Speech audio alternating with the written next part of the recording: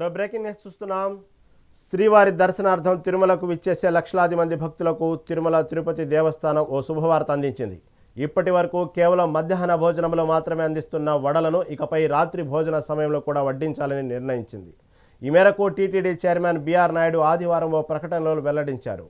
తిరుమలలోని మాతృశ్రీ తరిగొండ వెంగమాంబ అన్నప్రసాద కేంద్రంలో భక్తులకు అందించే భోజనంలో ఈ కొత్త మార్పును అమలు చేయనున్నారు. భక్తుల నుంచి వస్తున్న అభ్యర్థనలను పరిగణలోకి తీసుకొని వారికి మరింత సంతృప్తికరమైన సేవలు అందించే లక్ష్యంతో ఈ నిర్ణయం తీసుకున్నట్లు తెలుస్తోంది.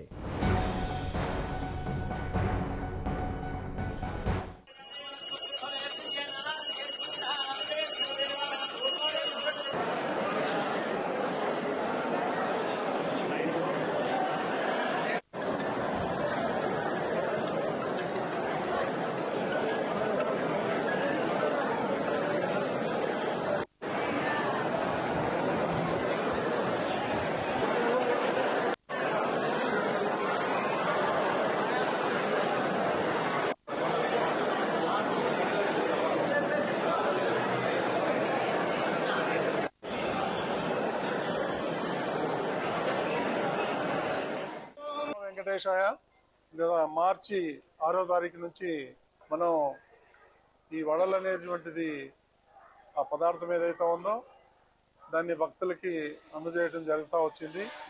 కాకపోతే కొన్ని కారణాల వల్ల అది ప్రతిరోజు 40,000 వరకే ఈ వడలు తయారు చేసే అవకాశం ఉండింది.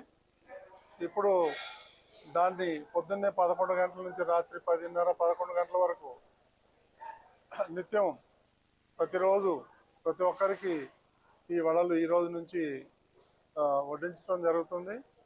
ఆ సందర్భంగా భక్తులను కూడా చాలామందిని అడిగాం. వాళ్ళందరూ కూడా చాలా హ్యాపీగా ఉన్నారు.